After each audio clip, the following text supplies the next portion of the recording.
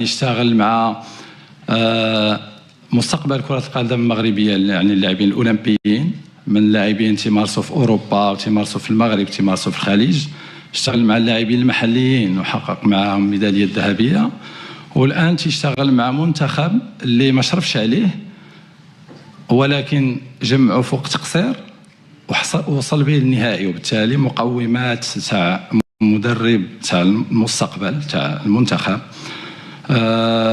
طوال المشوار تاع هذه المسابقه. وحنا تنتواصلوا انا وياه بعد كل مباراه، يعني تهنيني ودائما تنحكيو على النهائي.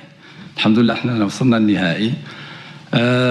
من خصائص المنتخب المغربي هو عندهم حسن لوداري اللي سبق لي يشتغل مع المنتخب الأردني في كأس آسيا، وكذلك في لاعبين اللي لعبوا معايا أنا في الفتح وتعرفوا طريقة اللعب.